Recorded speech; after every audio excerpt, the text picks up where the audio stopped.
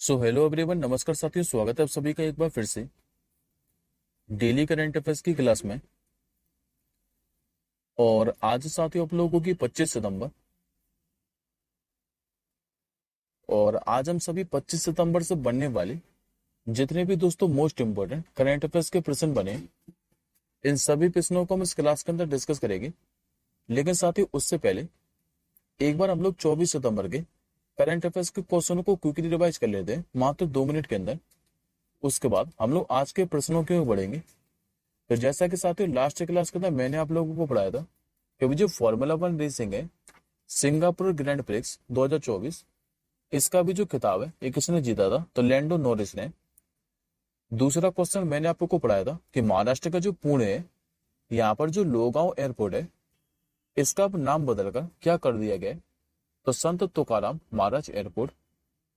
अभी 14वीं जो mineral metals metallurgy materials है, इसका सबसे बड़ा जो आयोजन है ये कहां पर होने जा रहा है? तो ये होगा सब तो नई दिल्ली के यशोभूमि के अंदर। मिस यूनिवर्स इंडिया 2024 के खिताब के बारे में मैंने आपको पढ़ाया था, जो कि किसने जीता? तो गुजरात की रिया सिंघा ने। अभी गिनीज वर्ल्ड रिकॉर्ड के द्वारा भारतीय फिल्म उद्योग में सबसे सफल जो स्टार है, इसका पुरस्कार किसे मिला है? तो तेलुगु अभिनेता चिरंजीवी को। भारत ने भी 45वीं फिडे चेस ओलंपियाड में कौन सा मेडल जीता था? तो 1297 साल के इतिहास के बाद ये गोल्ड मेडल जीता है इसमें। विश्व गेंडा दिवस के बारे में मैंने आपको पढ़ाया था, जो कि हर कब मनाया था? तो 22 सितंबर को। अभी किस राज्य के त्रिशूल में जो पुलिकली नृत्य है, इसका आयोजन किया गया है? तो ये साथियों जो पुलिकली नृत्य है, इसका जो आयोजन है ये ओणम के समापन पर किया जाता है। और कहां पर? तो केरल के अंदर। राज्य खाद्य सुरक्षा सूचकांक जारी की गई थी 2024, इसमें पहला जो स्थान है ये किस राज्य ने हासिल किया था? तो केरल ने। और लास्ट क्वेश्चन मैंने आपको पढ़ाया था कि अभी जो महिला T20 विश्व कप है, इसका जो 9वां संस्करण है, इसका भी थीम सॉन्ग जारी किया था। और ये क्या था? तो वॉट एवर इट टेक्स। और ये साथ ही जो महिला T20 विश्व कप है, इसका जो 9वां संस्करण है ये आयोजित कहाँ होने वाला है? तो यूएई के अंदर। और ये 3 अक्टूबर से शुरू होगा यूएई के अंदर। अब आज के साथ ही पहले क्वेश्चन की ओर बढ़ते हैं। आज के साथ ही आपका जो पहला क्वेश्चन है ये प्रधानमंत्री से संबंधित रहने वाला है। और साथ ही ये क्वेश्चन इंपॉर्टेंट है, इस पे स्टार मार्क करके रखिएगा।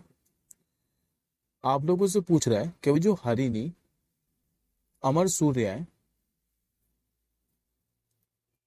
ये भी किस देश के नए प्रधानमंत्री के रूप में इन्होंने शपथ ली है? तो इन्होंने लिए भी शपथ श्रीलंका देश के। सही उत्तर होगा आपको ऑप्शन नंबर बी। दरअसल साथियों अभी 24 सितंबर को क्या है कि जो हरिणी अमर सूर्य है, इन्होंने भी मंगलवार को श्रीलंका के नए प्रधानमंत्री के रूप में शपथ ले ली है। और ये साथी जो हरिणी अमर सूर्य है, ये चंद्रिका भंडार नायक है। और जो श्री माओ भंडार नायक है, इनके बाद ये प्रधानमंत्री पद संभालने वाली श्रीलंका की तीसरी महिला प्रधानमंत्री हैं।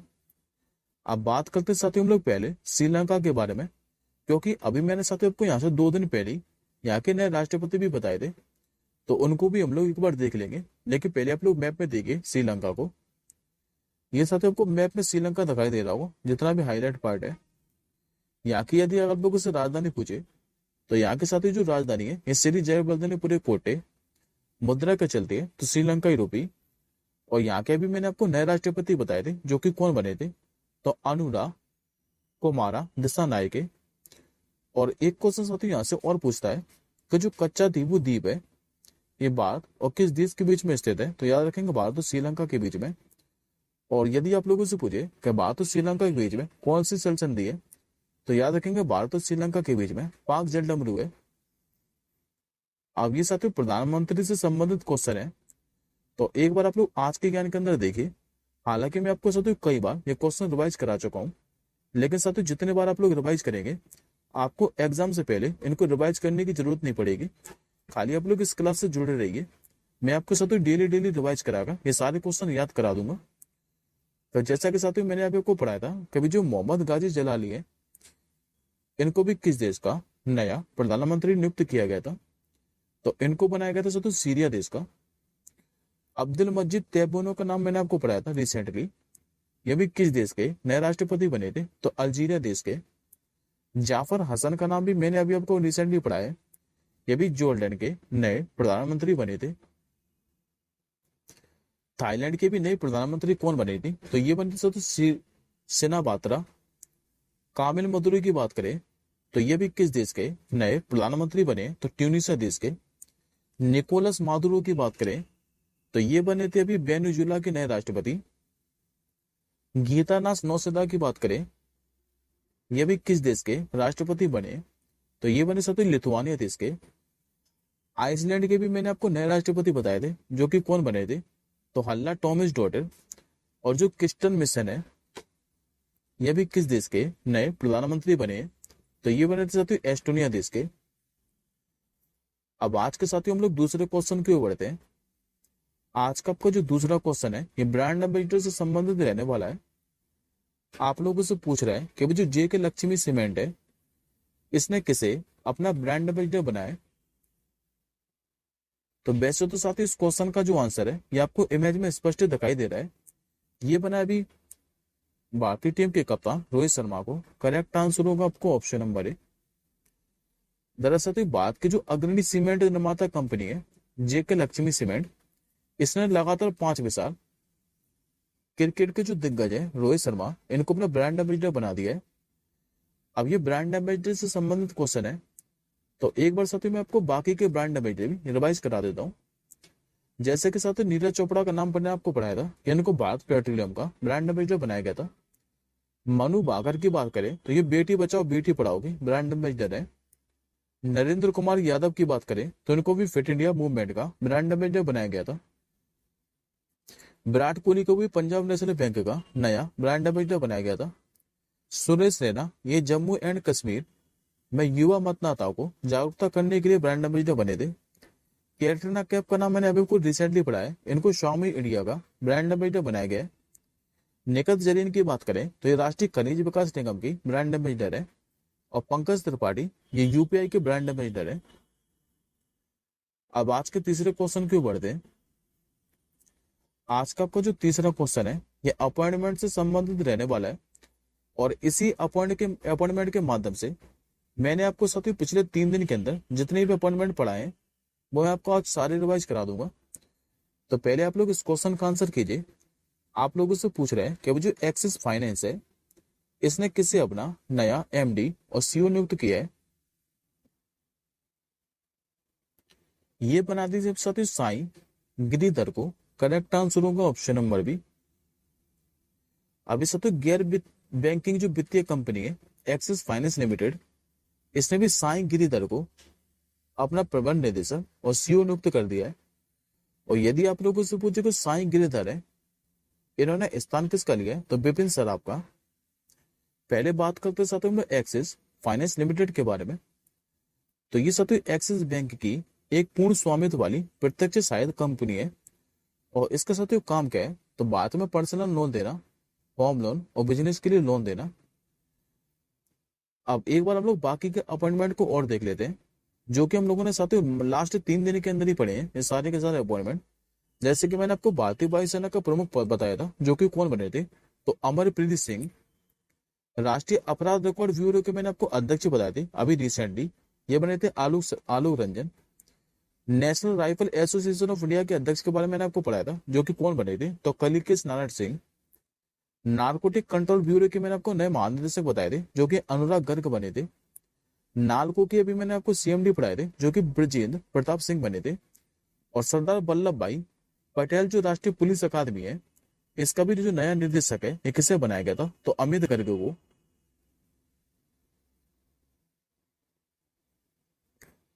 अब आज के चौथे क्वेश्चन की ओर बढ़ते हैं। आज का साथियों को जो चौथा क्वेश्चन है, ये काफी ज्यादा महत्वपूर्ण रहने वाला है।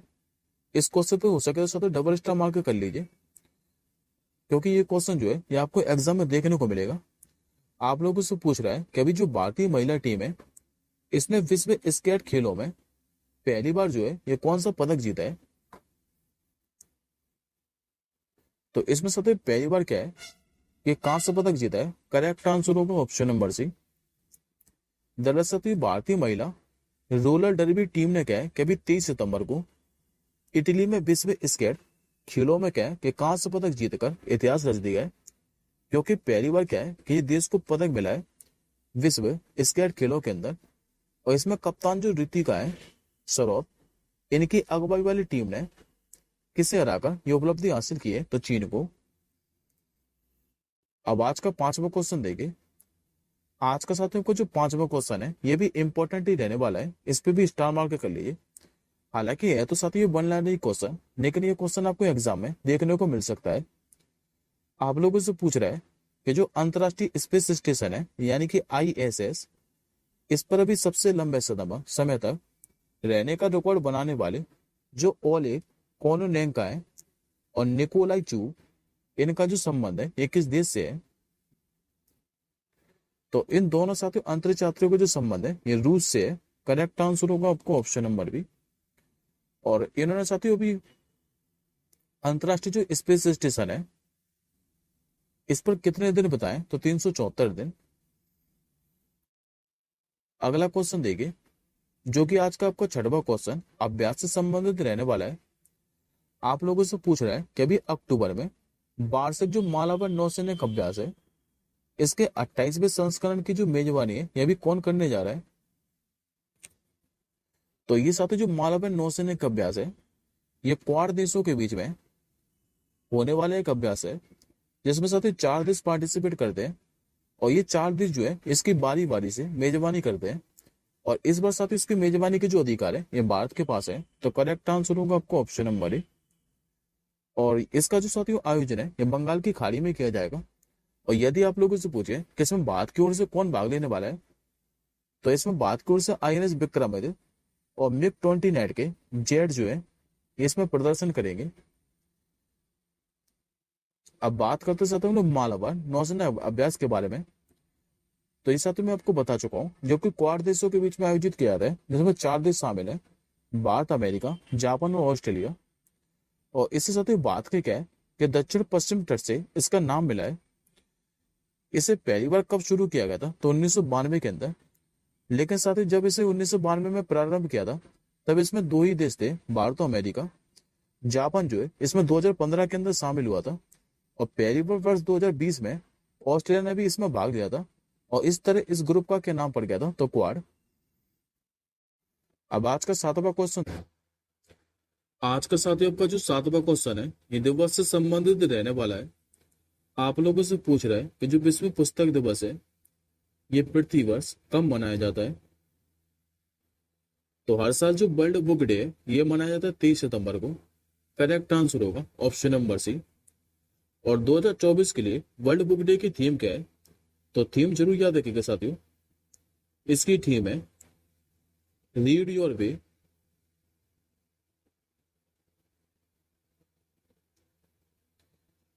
अब एक बार हम लोग बाकी के दिवस को और देख लेते हैं। जैसे कि 22 सितंबर को मैंने आपको पढ़ाया था विश्व गैंडा दिवस। 21 सितंबर को मैंने आप लोगों को पढ़ाया था कि जो अंतर्राष्ट्रीय शांति दिवस है ये मनाया था 21 सितंबर को। और कल मैं आपके साथ 24 सितंबर को पढ़ाऊंगा पंचायती राज दिवस। अब आज के 8वें क्वेश्चन के ऊपर बढ़ते हैं। आज का आपका जो 8वां क्वेश्चन है ये पुस्तक से संबंधित है। और ये साथी जो पुस्तक है ये काफी ज्यादा फेमस राइटर की पुस्तक है। आप लोगों से पूछ रहा है कि भाई जो Mother Mary comes to move पुस्तक है ये किसके द्वारा लिखित है? तो ये साथी फेमस राइटर अरुंधति रॉय की बुक है। करेक्ट आंसर होगा ऑप्शन नंबर बी। हालांकि साथी जो Mother Mary comes to me पुस्तक है इसको 2025 में रिलीज किया जाएगा। और इस पुस्तक में साथियों Mother Mary comes to me है, ये उनकी मां महिला अधिकार जो कार्य करता है मैरी रॉय, इन्हीं के साथ उनके संबंधों पर यह प्रकाश डालती है। अब अरुंधति रॉय की अन्य उपन्यास के बारे में बात करें तो इनका साथियों एक फेमस उपन्यास है जिसका नाम the God of small thing. और इसी उपन्यास के लिए इन्होंने 1997 में बुकर प्राइज भी प्राप्त किया था। दूसरा इनका the ministry of utmost happiness. अब अरुंधति रॉय के द्वारा दिए गए पुरस्कारों को एक बार हम लोग और देख लेते हैं। जैसे कि अभी ब्रिटिश लाइब्रेरी ने अरुंधति रॉय को पेन प्रिंटर पुरस्कार 2024 से सम्मानित किया था। अब एक बार साथ हम लोग बाकी के पुस्तकों को और देख लेते हैं जो कि हम लोगों ने हाल फिलहाल के अंदर ही पढ़े हैं। हालांकि साथ ही मैं आपको कई बार रिवाइज करा चुका हूँ। जैसे कि मनोज बाजपेयी, द डेफिनेटिव जो बायोग्राफी है ये किसके द्वारा लिखे थे, तो पीयूष पांडे की। द आइडिया ऑफ डेमोक्रेसी ये किसके द्वारा लिखे थे, तो सैम पित्रोदा की। टेजर ऑफ द गुप्ता एम्पायर ये संजीव कुमार के द्वारा लिखे थे। हिंदी कहावत कोश ये शरद अग्रवाल के द्वारा है। और the four attempt of Narendra Modi जो लाइव पुस्तक है ये किस द्वारा लिखे थे, तो विनय कुमार सिंह के द्वारा। अब आज के 9वें क्वेश्चन की ओर बढ़ते हैं जो कि आपका स्पोर्ट्स से संबंधित है। आप लोगों से पूछ रहे हैं कि भाई 2024 जो पोलिस अंतरराष्ट्रीय बैडमिंटन चैंपियनशिप है इसमें भी महिला एकल का जो खिताब है ये किसने जीता है। ये जीता है साथी भारत की बैडमिंटन खिलाड़ी अनमोल खरब ने। करेक्ट आंसर होगा ऑप्शन नंबर डी। डी के जो पोलिस अंतरराष्ट्रीय बैडमिंटन चैंपियनशिप है ये भी 19 से लेकर 22 सितंबर तक पोलैंड की ल्यूबेस्की के अंदर आयोजित की गई थी। और इसी में भारत के जो अनमोल खरब है इन्होंने महिला एकल का खिताब जीता है। हालांकि इससे पहले साथियों अनमोल खरब ने कहा है कि पिछले सप्ताह ही बेल्जियम अंतरराष्ट्रीय बैडमिंटन चैंपियनशिप में महिला एकल का खिताब जीता था जो कि मैंने आपको पढ़ाया था। अब बात करते साथ हम लोग बैडमिंटन से रिलेटेड ट्रॉफी एवं कप के बारे में। तो यदि आप लोगों से पूछे कि जो उबेर कप है इसका संबंध किससे है, तो बैडमिंटन से। और इसको भी जीता किसने था, तो चीन ने। फाइनल में हराया किसको था, तो इंडोनेशिया को। जबकि इसका आयोजन कहाँ पर किया था, तो चाइना के चेंगडू के अंदर ही। थॉमस कप का भी जो संबंध है ये बैडमिंटन से ही है। इसको भी साथ ही चीन ने ही जीता था, हराया इंडोनेशिया का था। जबकि इसका आयोजन कहाँ पर किया था, तो चाइना के चेंगडू के अंदर ही। अब आज का आखिरी क्वेश्चन देखिए जो कि आज का आपका 10वां क्वेश्चन है। आप लोगों से पूछ रहा है कि अभी ऑस्कर अवार्ड 2025 के लिए भारत की किस फिल्म को ऑफिशियली अभी एंट्री मिली है। तो इस फिल्म का नाम है साथियों लापता लेडीज। करेक्ट आंसर होगा ऑप्शन नंबर ए। ये जो साथियों फिल्म है लापता लेडीज इसको भी ऑस्कर अवार्ड 2025 के फॉरम फिल्म कैटेगरी में भारत की ओर से ऑफिशियली एंट्री मिली है। और इस फिल्म को क्या है कि किरण राव ने डायरेक्ट किया है। और जो आमिर खान है ये इस फिल्म के को डायरेक्टर हैं। अब हम लोग बात करते हैं ऑस्कर अवार्ड है क्या। तो ये साथी जो ऑस्कर अवार्ड है ये फिल्म उद्योग का सबसे प्रतिष्ठित पुरस्कार समारोह है। और ऑस्कर अवार्ड को अकेडमी अवार्ड भी कहते हैं। इसका जो आयोजन है ये academy of motion picture of art and science के द्वारा किया जाता है। जबकि पहले अकेडमी अवार्ड की शुरुआत कब हुई थी, तो 16 मई 1929 को। अब एक बार हम लोग 2024 के ऑस्कर अवार्ड विजेताओं को देख लेते हैं। जैसे कि साथियों बेस्ट पिक्चर का जो अवार्ड है ये ओपनहाइमर मूवी को मिला था।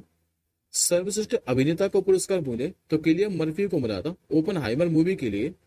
और सर्वश्रेष्ठ जो अभिनेत्री का पुरस्कार है ये किसे मिला था, तो एमा स्टोन को पुअर थिंग्स मूवी के लिए। ये आज का साथियों का क्वेश्चन ऑफ द डे आप लोगों से पूछ रहा है कि अभी किस बंदरगाह जहाज रानी और जो जलमार्ग मंत्रालय इसका ब्रांड एम्बेसडर बनाए। इस क्वेश्चन का आंसर आप लोग कमेंट बॉक्स के अंदर कीजिएगा। अब हम जल्दी मिलेंगे साथियों अगली क्लास के साथ ही। तब तक के लिए जय हिंद, वंदे मातरम।